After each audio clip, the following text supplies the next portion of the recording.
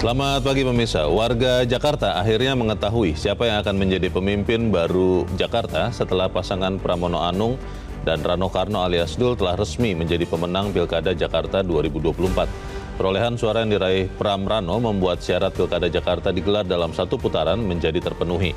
Meski masih menunggu apakah terjadi perselisihan hasil Pilkada atau tidak. Terlepas dari hal itu, Pilkada Jakarta kiranya bisa menjadi contoh baik dalam praktik demokrasi, mengingat Pilkada Jakarta adalah barometer demokrasi di Indonesia. Pemirsa, inilah editorial Media Indonesia di seri ini Senin 9 Desember 2024 dengan tema Teladan Demokrasi dari Jakarta bersama saya Leonard Samosir, dan Anda semua para pemirsa juga bisa ikut menyatakan pendapat Anda nanti dengan menelepon nomor telepon 021 583 99 100. Dan pemirsa, pagi ini telah hadir bersama saya anggota Dewan Redaksi Media Group Abdul Kohar. Mas Kohar, selamat pagi. Selamat pagi, Bu. Sehat-sehat, Mas? Alhamdulillah sehat. Akhirnya ada kepastian di Jakarta ya? Ya, betul. Walaupun memang mungkin akan ada sengketa. Ya, pasti itu adalah hak konstitusional. Siapa yang kalah, dia punya jalan, masih punya jalan untuk menggugat yang menang. Menggugat pelaksanaan pilkada. Baik. Perkara nanti dikabulkan atau tidak, ya Perkara lain. itu perkara lain, itu soal lain. Kita akan bicara soal teladan demokrasi di Jakarta, tapi sebelumnya pemirsa editorial, pemirsa dan Mas Kohar, yang pada hari ini diberi judul Teladan Demokrasi dari Jakarta. Pertanyaannya adalah kenapa kemudian demokrasi ini bisa kita teladani dari Jakarta seperti yang tadi sudah Mas Kohar katakan? Ya, karena tadi saya katakan ada 5 item, 5 hal yang menjadi tolok ukur bagaimana sebuah proses election, proses pemilihan, apakah itu pemilihan presiden, pemilihan legislatif maupun pemilihan kepala daerah dilangsungkan. Barometer dari demokratisasi itu akan terlihat pada satu, penyelenggaranya. Apakah penyelenggaranya bisa fair, bisa adil, bisa transparan dan akuntabel menjalankan semua proses-proses pilkada. Lalu yang kedua juga dari para paslonnya. Apakah paslonnya juga mampu menjalankan semua proses pilkada ini dengan cara yang fair, dengan cara yang elegan pula. Yaitu apa? Menjalankan pertarungan gagasan, bukan pertarungan berdasarkan sara, bukan berdasarkan identitas, bukan berdasarkan hal-hal lain yang jauh dari substansi pokok demokrasi. Dari menjajakan ide-ide atau gagasan itu. Nah, itu setidaknya. Lalu yang ketiga, ya tidak ditemukannya politik uang yang masif gitu ya. Kalaupun hal-hal yang kecil mungkin ada, tetapi sejauh ini kan tidak ada laporan yang menyatakan itu. Tidak ada bansos? Tidak ada bansos. Ada upaya untuk menjalankan bantuan sembako, tetapi kan akhirnya batal, tidak dilaksanakan. Entah karena takut itu dianggap sebagai pelanggaran, atau ternyata antusiasme publik juga tidak terlalu besar untuk menghadiri acara tersebut. Tapi ada yang mengatakan begini, Mas Kohar, kalau memang benar-benar ini adalah demokrasi yang dewasa, sebenarnya kan sebelum kontestasi pilkada atau pemilu yang lain, semua paslon sudah menandatangani fakta integritas, lalu juga siap menang, siap kalah. Tapi kenapa kemudian dalam kondisi sekarang tidak itu yang segera terjadi ketika ada yang dinyatakan menang, tapi kemudian tidak ada yang langsung mengatakan saya kalah dan saya memberi selamat. Tapi apakah itu juga menjadi catatan bagi demokrasi di Jakarta? Kita akan bahas itu, Mas Kohar, dan pemirsa, inilah editorial Media Indonesia untuk hari ini, Senin 9 Desember 2024, Teladan Demokrasi dari Jakarta.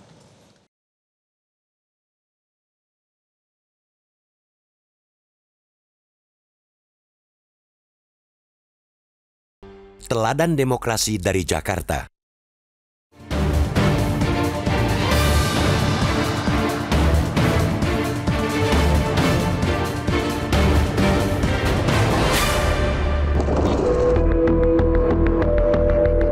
Setelah tahapan pilkada dibuka dengan pengumuman pendaftaran pasangan calon pada akhir Agustus lalu, akhirnya warga Jakarta mengetahui siapa yang akan menjadi pemimpin baru mereka. Pramono Anung, Rano Dul Karno telah resmi keluar sebagai pemenangnya.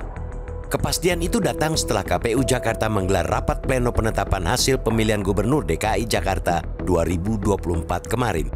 Presentase kemenangan 50,07% suara yang diraih Pram Dul membuat syarat Pilkada Jakarta digelar dalam satu putaran menjadi terpenuhi. Meskipun penetapan soal satu putaran itu masih menunggu apakah terjadi perselisihan hasil pilkada atau tidak. Pasangan calon nomor urut 3 itu meraih sebanyak 2.183.239 suara. Disusul pasangan calon nomor urut 1, Ridwan Kamil Suswono atau Rido dengan 1.718.160 suara. Dan terakhir ialah calon nomor urut 2, Dharma Pongrekun Wardana meraih 459.230 suara. Ada banyak pelajaran yang bisa dipetik dari kemenangan tersebut. Meningkatnya masyarakat yang tidak memakai hak suara mereka alias golput di Pilkada Jakarta 2024 mencapai 3.489.614 orang atau setara dengan 42,48%. Tentu tidak bisa diabaikan begitu saja. Ini tentu harus menjadi bahan evaluasi alias PR besar bagi KPUD. Namun, di luar itu, Pilkada Jakarta kiranya bisa dicontoh baik praktik demokrasi. Di Pilkada Jakarta, penyelenggara pilkada, para pemilih, juga aparat sipil negara bisa menjalankan hak dan kewajiban masing-masing secara taat azas dan baik. Dari sisi strategi kampanye, Pram Dul juga layak diapresiasi karena mampu menggunakan ruang dan waktu yang terbilang cukup pendek. Padahal, keduanya turun ke gelanggang pilkada dengan elektabilitas teramat rendah, kontras dengan Ridwan Kamil Suswono. Publik juga gembira karena ketiga pasangan calon tidak menggunakan kampanye hitam dan berbau sara demi menjadi pemenang. Polarisasi di masyarakat yang sempat terjadi 7 tahun silam bahkan sampai menyisakan residu tidak terulang di Pilkada DKI Jakarta 2024. Hal itu memang sudah sepatutnya terjadi mengingat Pilkada Jakarta adalah barometer demokrasi. Praktek-praktek yang mencederai demokrasi seperti politik uang, bagi-bagi sembako, dan ketidaknetralan aparat bisa dicegah bahkan dinihilkan.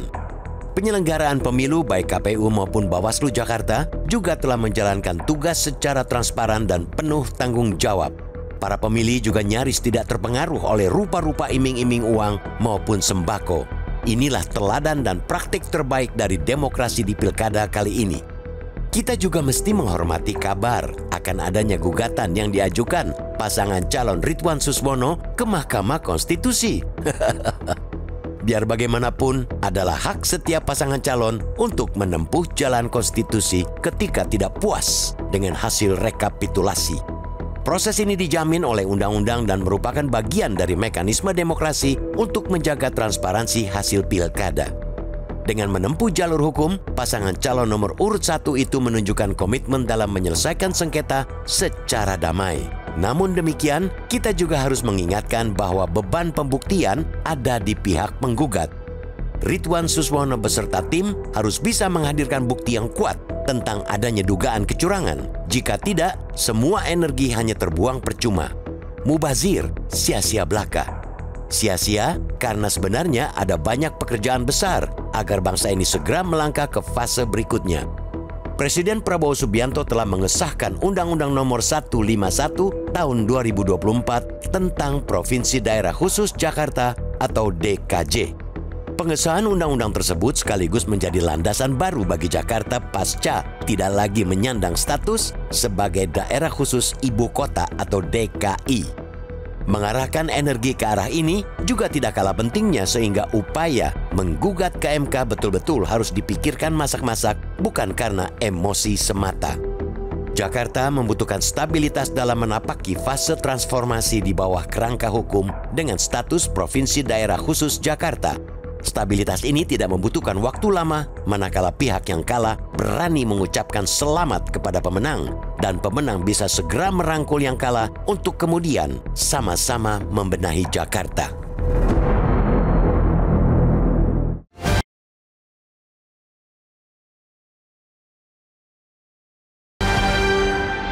Di bagian berikut Anda bisa ikut menyatakan pendapat Anda terkait editorial pagi ini pemirsa. Untuk saat ini, tetaplah bersama kami.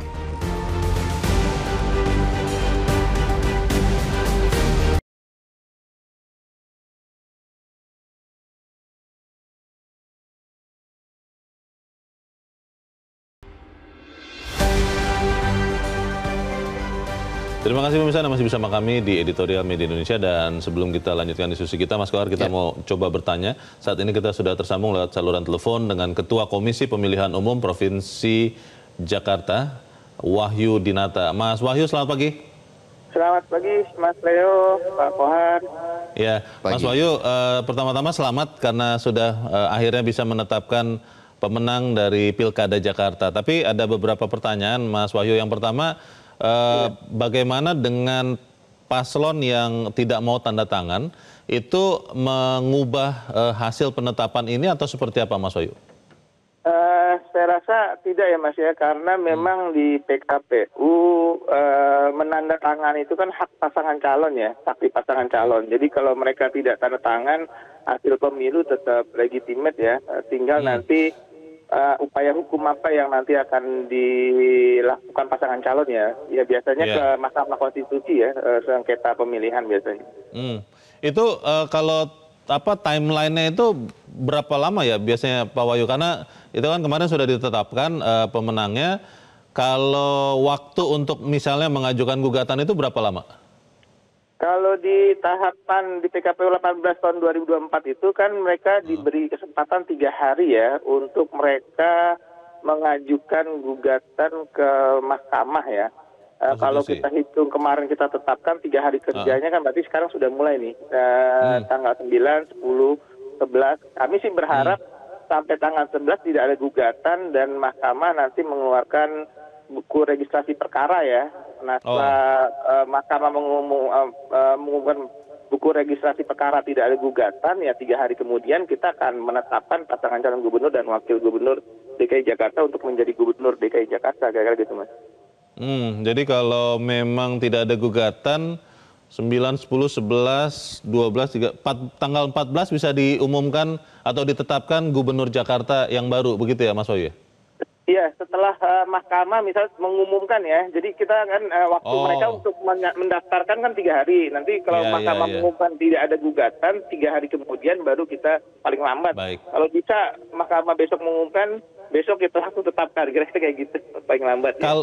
Kalau seandainya ada gugatan ke MK, artinya warga Jakarta harus menunggu berapa lama lagi sampai ada kepastian siapa gubernurnya, Mas Wahyu? Di MK itu seingat saya ya ada beberapa tahapan ya. Setelah BRPK mereka nanti akan dismisal ya, sidang dismisal misalnya. Kalau memang ada sidang dismisal ya otomatis pasca sidang dismisal tersebut. Kalau tidak ya pasca MK membacakan putusan dan putusannya apa kita jalanin dulu putusannya, baru kita lihat hasilnya seperti apa. Apakah nanti ada yang mereka tuntut kan PSU ya. Ya kita lihat aja pemungutan suara ulang itu. Jadi kita minta masyarakat Jakarta masih menunggu lagi ya sampai proses ini berjalan. Dan ini mungkin sejarah di Jakarta ya. Biasanya 3 kali pilkada itu Jakarta landai, tidak ada gugatan, semua pihak bisa menerima ya. Mungkin pada periode ini yang agak dinamis ya, kira-kira kayak gitu. Ada satu yang menjadi pertanyaan juga, Mas Wahyu, karena datanya memperlihatkan di Pilkada Jakarta 27 November yang lalu itu yang tidak menggunakan hak suaranya ada 3 juta lebih orang ya, sekitar 42%. KPU Jakarta akan melakukan apa terkait hal ini? Apakah misalnya mau melakukan penelitian atau sosialisasi atau ya itu tugas yang berikutnya? Bagaimana Mas Wahyu? Ya, saya rasa nanti ketika proses ini selesai, kami akan pasti akan melakukan evaluasi ya, evaluasi dan pasti akan mengajak banyak pihak untuk urung rembuk ya, kira-kira apa faktornya, apa kendalanya ya, kenapa partisipasi rendah, apa karena memang sekarang pilkada pertama di Indonesia secara serentak misalnya, saya juga belum bisa menyimpulkan itu, tapi yang pasti pilkada-pilkada sebelumnya, misalnya pilkada 2007 misalnya, partisipasi memang di Jakarta tidak terlalu bagus kalau dibandingkan daerah lain ya, misalnya cuman 65%, pilkada 2012 juga sekitar 65%-an, pilkada 2017 itu agak tinggi memang, karena memang intensitasnya tinggi ya, waktu zaman Pak Ahok dengan Pak Anies misalnya, itu Betul. sampai 78%. Nah Ya. sekarang memang turun drastis ya, menurut catatan kami ya sekitar 58%. Jadi kira-kira gitu Mas. Secara umum, ini pertanyaan terakhir saya, Mas Wahyu, secara umum, kalau Anda dan teman-teman di KPU Jakarta melihat seperti apa pelaksanaan Pilkada Jakarta yang lalu, apakah memang sudah memenuhi harapan dari KPU atau seperti apa? Ya, kami sebenarnya dari perspektif penyelenggara ya, menilai bahwa sebenarnya pilkada kemarin itu relatif lancar ya, tidak ada masalah dan publik juga mengapresiasi ya di beberapa hal lancar. Ya, yang permasalahan baru muncul ketika hasil sudah ada bocoran ya melalui quick count atau rekap tingkat kecamatan. Nah ini yang mungkin kita antisipasi memang ketidakpuasan ya dari pasangan calon misalnya. Ya kami persilahkan untuk melakukan upaya apapun untuk bisa memastikan mereka inilah ya puas terhadap pelayanan kita lah gitu. Secara umum berarti pelaksanaan Pilkada Jakarta memang berjalan dengan aman, dengan baik.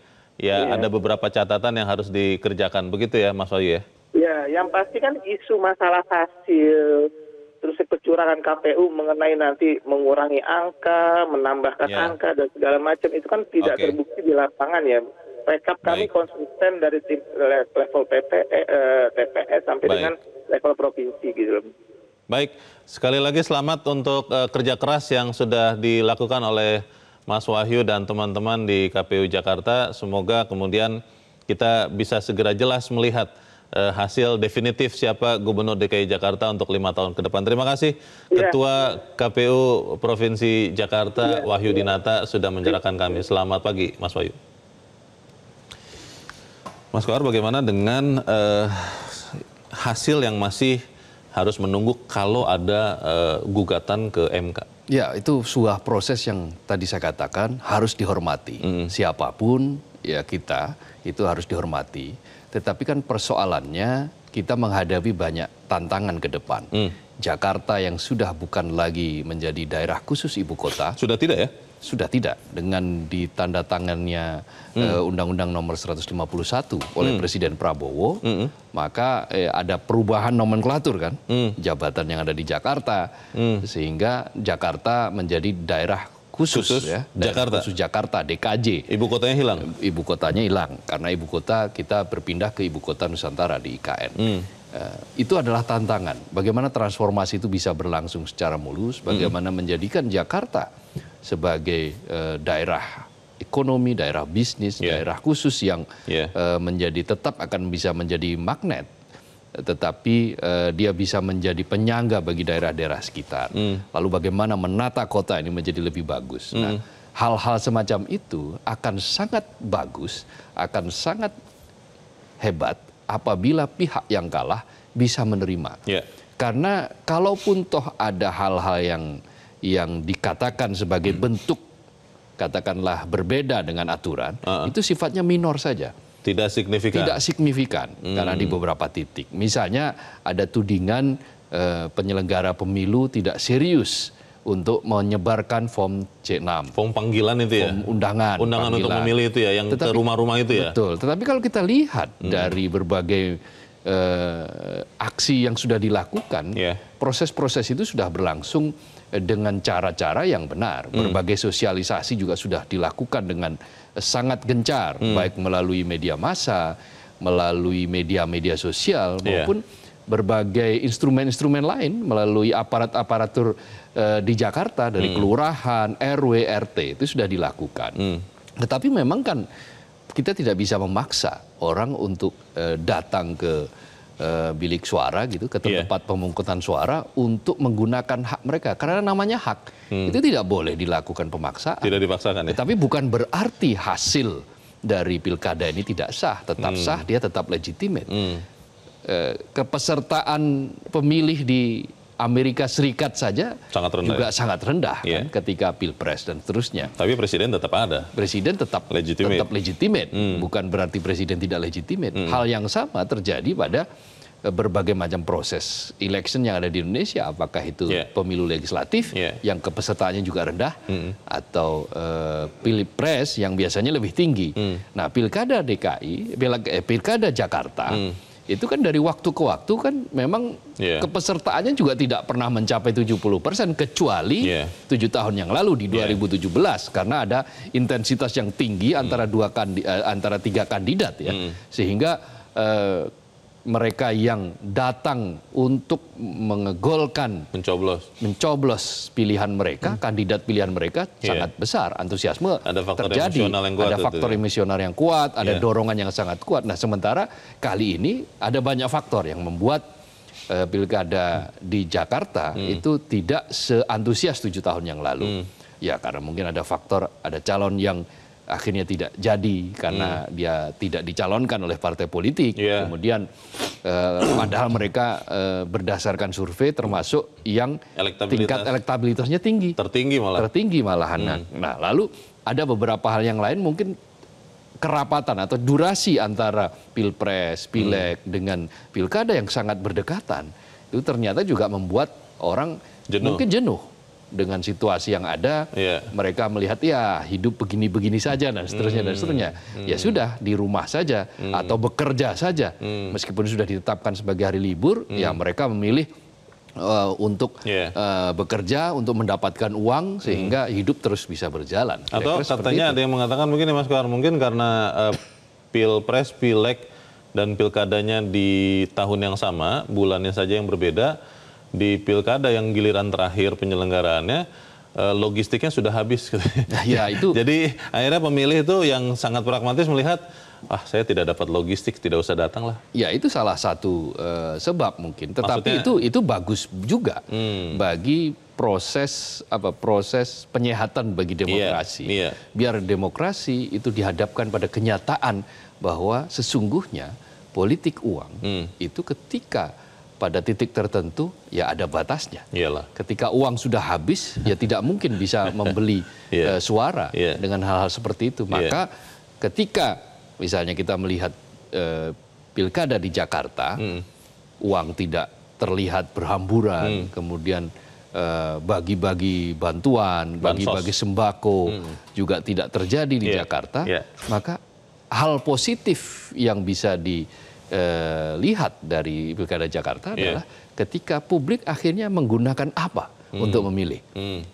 Ketika instrumen uang, ketika instrumen barang itu tidak dibagikan kepada mereka, tidak diberikan kepada mereka, maka apa yang digunakan masyarakat Jakarta untuk memilih? Ya akhirnya adalah kecerdasan, akal sehat yang dipakai untuk menentukan siapa yang memilih, yang mereka pilih. Yang dilihat adalah program-programnya ini masuk akal apa enggak nih, bisa terjadi apa enggak. Ketika setelah debat kan ada perubahan signifikan. Artinya beberapa masyarakat, calon pemilih itu memperhatikan, kampanye diperhatikan, di media sosial kan juga terjadi perbincangan antara program-program yang realistis, program-program yang membumi, dan program-program yang hanya menjual, katakanlah publik melihatnya ini terlalu tinggi, terlalu merhayal. Mimpi itu boleh, memang harus tinggi, tetapi harus tetap ada pijakannya di dalam di bumi. Kan? Ada yang khawatir, Mas Kohar, kalau misalnya beneran ada gugatan, karena walaupun skopnya bukan pilkada, tapi waktu itu pilpres, kita masih ingat gugatan itu tidak berjalan dengan selalu aman-aman saja. Kita lihat tayangan di televisi, ada keributan yang terjadi, ada pengerahan orang ke jalan. Nah itu yang agak khawatir. Tapi seperti apa itu kita akan harus jeda dahulu, Mas Kohar, dan bisa tetaplah bersama kami. Editorial Media Indonesia segera kembali.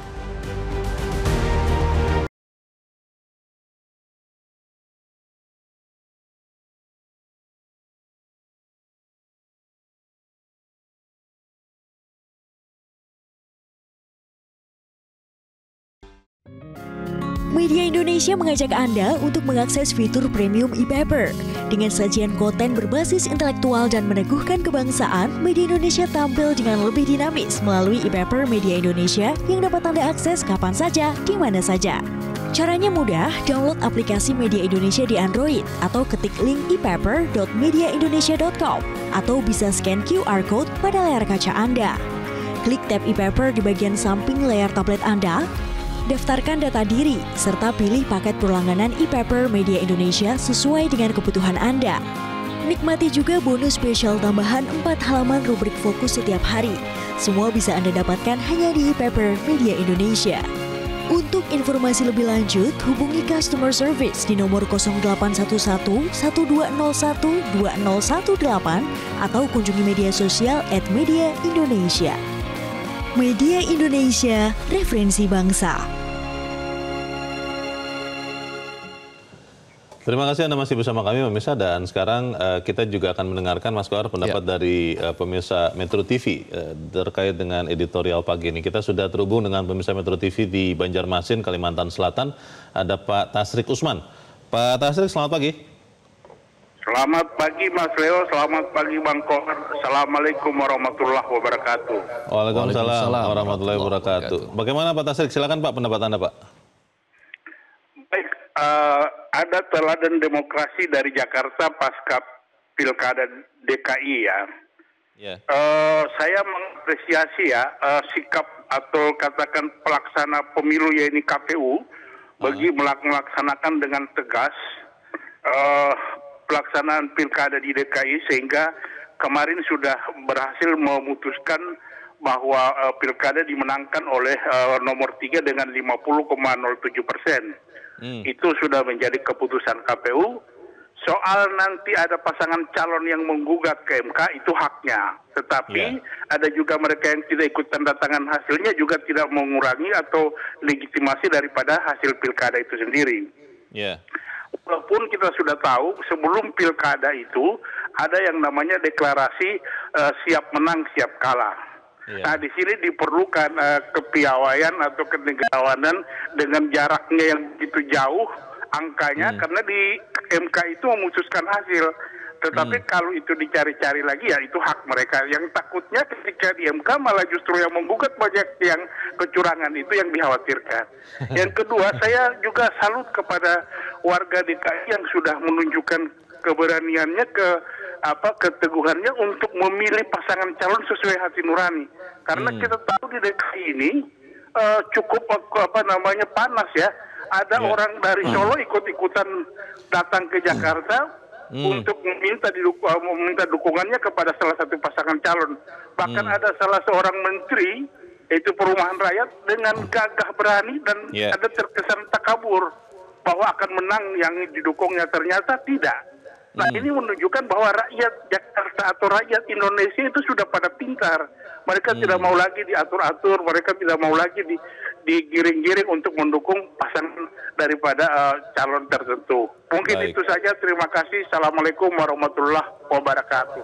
Waalaikumsalam warahmatullahi wabarakatuh. Terima kasih Pak Tasrik Usman untuk pendapat Anda dari Banjarmasin, Kalimantan Selatan. Selamat pagi Pak. Di belakang Pak Tasrik ada Pak Ondo di Bekasi, Jawa Barat. Pak Ondo, selamat pagi. Selamat pagi, Bung Leo. Selamat pagi, Pak Ondo. Bagaimana Pak pendapat Anda, Pak? Silakan Pak. Iya, ini ridho yang tidak ridho ya. Hal-hal yang dipermasalahkan seperti TSM tidak terlihat sesungguhnya. Saya sendiri ngelihat damai-damai saja, tidak ada bansos, tidak ada lain-lain. Perihal partisipasi rendah kan sudah dijawab oleh KPU. Itu ada orangnya yang sudah meninggal, ada yang pindah, ada yang tidak dapat dihubungi masalah C6 tersebut. Jadi seperti mengada-ngada saja. Saya yakin ya, Pak Prabowo itu yang pidatonya menggebu-gebu soal Indonesia aman damai. Saya kira dia juga akan mengemandukan nanti, sudahlah ngalah saja, siaplah kita kalah. Katakan saja selamat kepada pemenang. Pasti saya yakin dia akan begitu. Sudahlah, ridokan saja, siap kalah. Jaga nama baik Ridho dengan meridokan kemenangan Trump, no.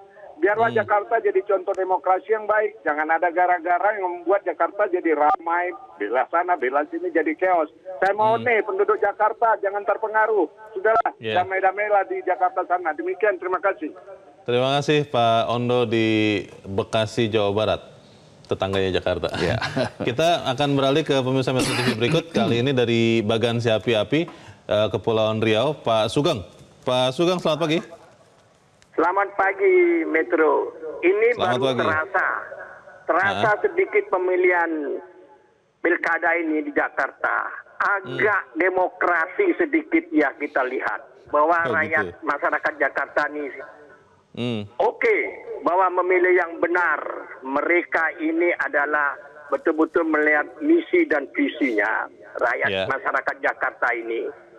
Namun dari itu kita sebagai mencontoh dari Jakarta sampai ke tingkat bawah. Dan dari hatilah KPU ini sungguh-sungguh betul-betul ya transparan, harus demikian. Ini contoh, jangan mundur.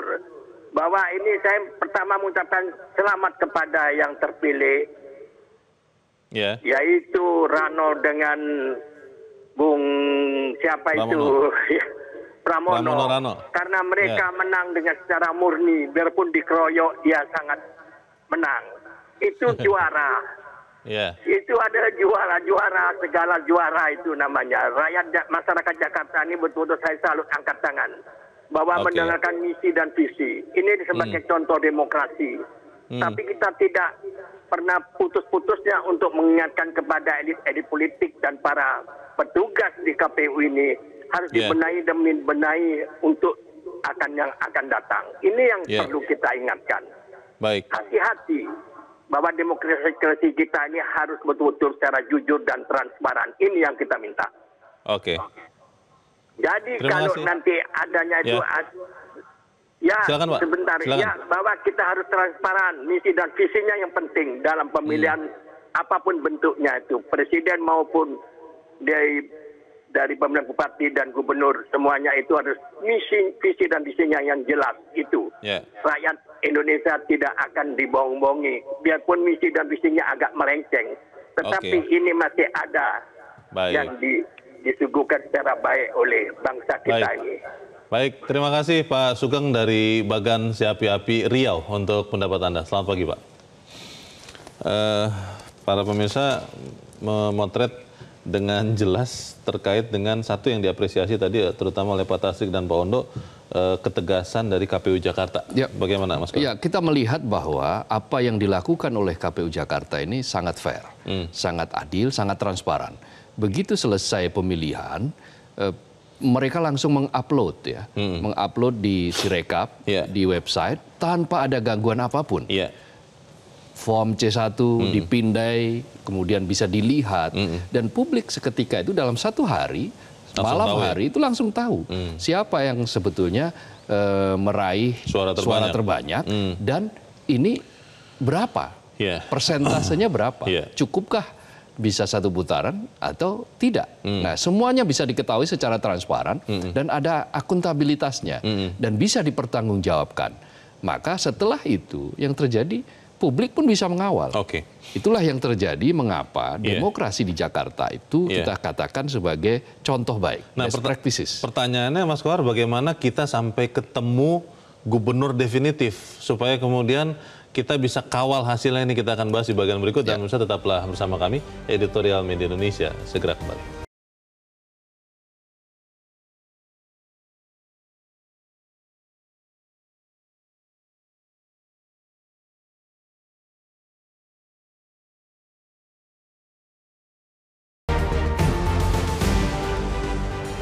Terima kasih Anda masih bersama kami pemirsa, dan kita ada di bagian akhir dari diskusi kita pagi ini.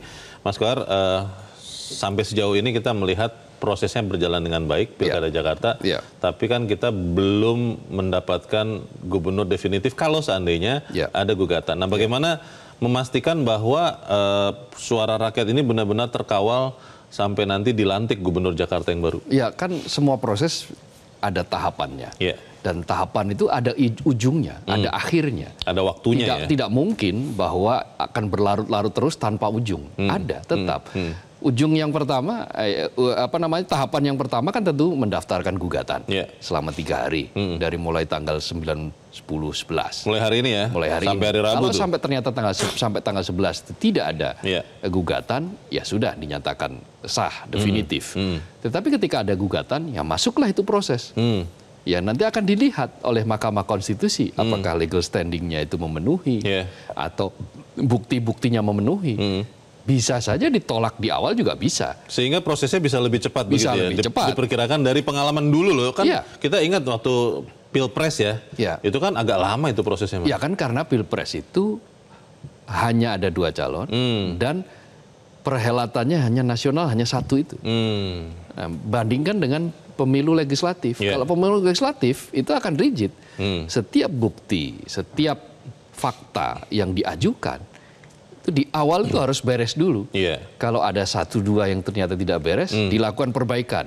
Setelah dilakukan perbaikan ternyata tidak cukup ada bukti yang bisa dinyatakan signifikan untuk diajukan lagi, diteruskan proses itu, ya bisa dihentikan di situ juga oleh Mahkamah Konstitusi. Filternya lebih ketat lah begitu ya? Filternya lebih ketat dan di awal-awal itu sudah mulai ada filter. Nah kalau ternyata bisa lolos dan seterusnya, ya publik kan bisa mengawal. Mahkamah Konstitusi juga menjalankan sidang secara terbuka. Agendanya juga terbuka. Jadi inti dari demokrasi itu, Bung Leo, yang paling penting adalah bagaimana transparansi itu dijamin, lalu akuntabilitas itu bisa dijaga. Selama 2 hal itu bisa dijamin keberlangsungannya, pada titik itu tidak usah khawatir bahwa kita tidak akan pernah memiliki, katakanlah, pemimpin yang definitif di level apapun. Apakah di level bupati, wali kota, gubernur, hingga presiden sekalipun. Karena selama proses itu dijalankan secara konstitusional dan para penyelenggaranya itu bisa digaransi dia akan menjalankan segala sesuatunya secara fair, secara terbuka, secara akuntabel, bertanggung jawab, maka publik tidak perlu risau. Itulah indahnya demokrasi. Kalau semua dijalankan, semua taat azas, semua prinsip dilalui, maka tidak usah khawatir dengan urusan gugat-menggugat. Tadi itu ada hal yang biasa. Salah satu pemirsa, Mas Kohar, yang mengatakan dengan yakin ya tadi ya, saya lupa ya, salah satu dari 3 penelepon kita mengatakan, saya yakin Pak Prabowo nanti berikan arahan supaya kemudian pasangan Ridho menjaga nama baik, langsung mengucapkan selamat saja katanya gitu. Itu mungkin terjadi apa tidak ya? Ya, segala sesuatunya tidak ada yang tidak mungkin di dalam politik. Dalam politik itu dinamikanya sangat cepat. Ada yang tadinya dikira dia akan sangat alot, lalu akhirnya ternyata bisa tenang-tenang saja. Lebih cepat, bisa lebih cepat, bisa lebih lancar. Sebetulnya kalau kita menginginkan segala sesuatunya itu berlangsung secara smooth, asal segala proses pilkada ini sudah berlangsung secara jujur, secara adil, secara transparan, secara akuntabel, maka sebetulnya tidak ada alasan untuk melakukan gugatan. Tetapi kan koridor untuk melakukan gugatan itu tetap memang ada, diberikan. Konstitusional. Seberapapun kekuatannya, nah nanti pengadilanlah yang menentukan, kan Mahkamah Konstitusi yang menentukan. Tetapi kalau cara pandang kita berada di atas hukum, beyond the law, gitu kan, melampaui hukum, ya akan di sana akan bermain kebijakan. Wise, di sana ada wisdom, di sana ada kebajikan, ada kebijakan, bahwa oke lah, karena ini proses supaya cepat, masyarakat Jakarta supaya segera memiliki pemimpin yang definitif. Karena masalah-masalah sudah banyak ini. Karena masalah tantangan sebetulnya sangat berat, banjir sudah beberapa daerah juga sudah mulai tergenang begitu. Nah, dengan berbagai macam tantangan yang besar ini, maka ada wisdom, ada kebijakan, kebajikan dari beberapa calon yang kalah untuk segera merapatkan barisan, mengucapkan selamat kepada yang menang. Itu akan sangat-sangat indah. Dan siapa yang menang harus berdiri untuk seluruh warga Jakarta, seperti pesan Pak Prabowo itu ya? Betul, jadi siapapun yang berkontestasi, dari manapun dia datangnya, melalui perahu apapun, ketika dia sudah menjadi definitif pemimpin, maka dia milik semua. Bukan hanya milik 1-2 golongan atau partai politik. Kita aminkan itu dan kita mau belajar sama-sama dari demokrasi di Jakarta. Mas Abdul Kohar, terima kasih sudah hadir di tempat ini. Selamat pagi, Mas. Selamat pagi. Pemirsa, belajar dari Pilkada Jakarta sebagai barometer demokrasi, praktek-praktek yang mencederai demokrasi seperti politik uang, bagi-bagi sembako, dan ketidaknetralan aparat bisa dicegah, bahkan dinihilkan. Kita patut bersyukur atas tidak terjadinya polarisasi di Jakarta seperti yang sempat terjadi beberapa waktu silam.